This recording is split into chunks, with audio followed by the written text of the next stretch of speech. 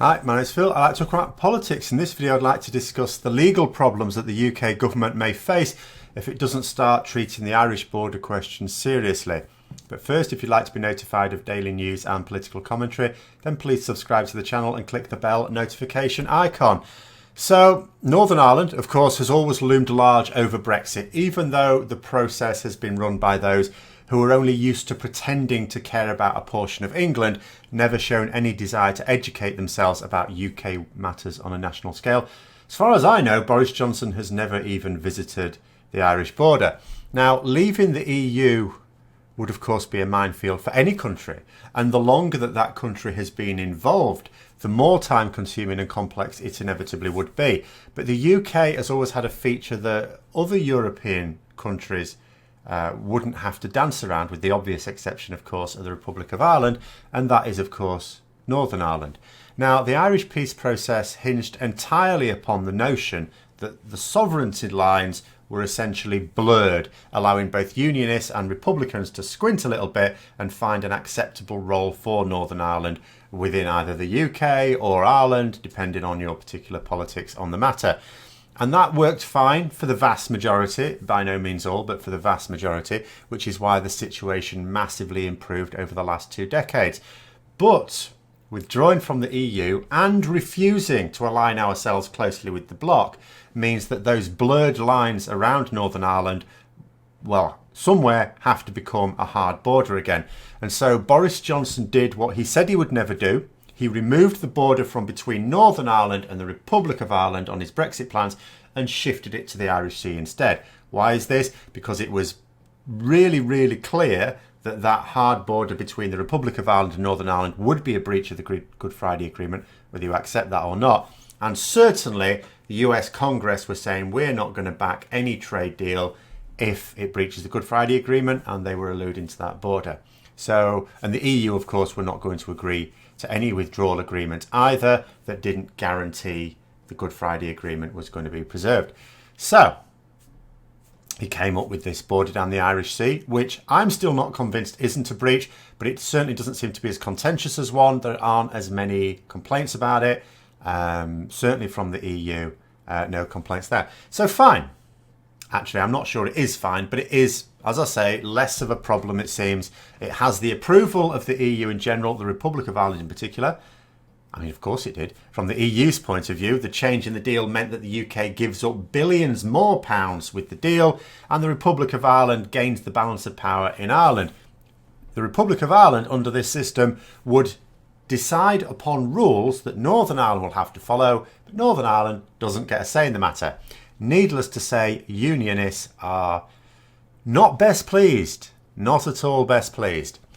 But it still hasn't made the problem go away. If the UK diverges from the EU on customs arrangements, as Boris Johnson insists that it will, there has to be a border. There have to be checks. Of course there do.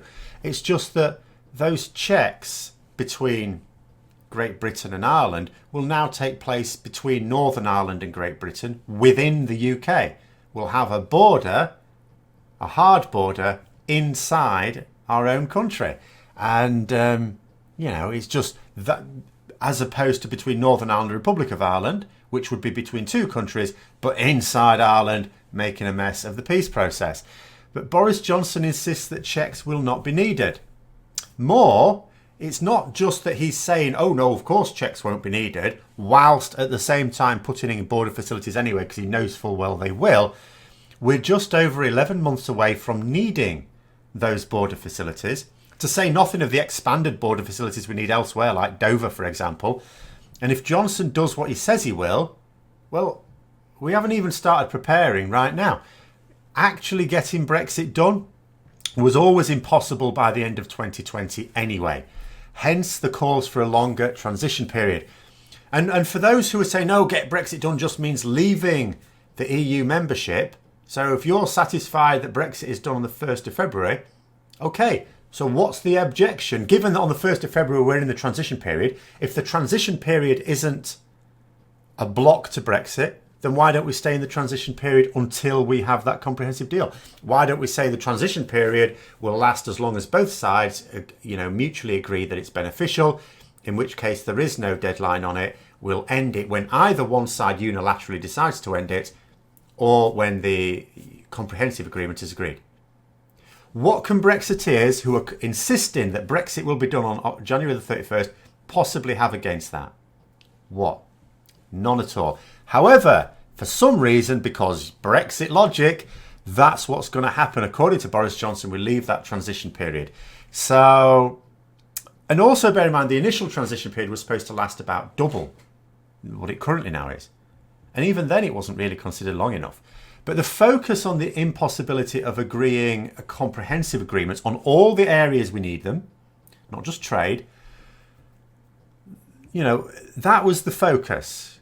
It's impossible to negotiate all of these agreements in this time. But we also have the problem that systems that we need to cope with that post-Brexit relationship with our EU neighbours isn't in place.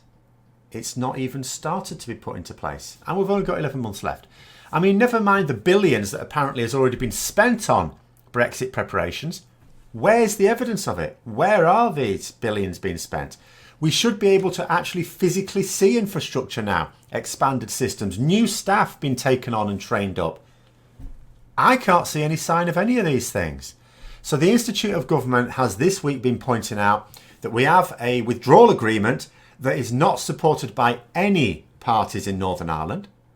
And with Stormont finally back in action, and they will be very much involved in implementing whatever systems need to be implemented within Northern Ireland, they are opposing Boris Johnson's plans, not working to implement them. And we also have no infrastructure laid at the new border between Northern Ireland and Great Britain. I mean, we've got talk of a massive bridge between Scotland and Ireland, sure, but no implementing of border arrangements. And what that would mean is that should Boris Johnson end the transition period this December coming, without anything in place to either check goods at that border or to allow for the free movement across the border with full agreement with the EU, then the UK would be in breach of its own withdrawal agreement. The withdrawal agreement that Boris Johnson says he negotiated and is a brilliant deal. He will have failed to implement it.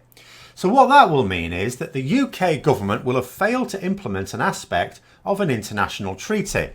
As such, the government will be taken to court. So the first Brexit event could well be the UK government being taken to the European Court of Justice. And for those who are going, we're not going to recognise their jurisdiction, that's fine. We'll just go to a more independent international court then, because at the end of the day, we will have breached an international treaty. We'll be banged to rights. And it'll just be the first of many examples which will show anyone who wants to open their eyes to the situation just how impossible Johnson's Brexit promises are. It will all start falling to pieces in 2021. We just have to make sure that we keep pointing it out to people when it happens. So I hope you found the video interesting. If you did, don't forget to click the like button. And if you'd like to support the channel further, then please also click the Patreon link for details. And until next time, I'll see you later.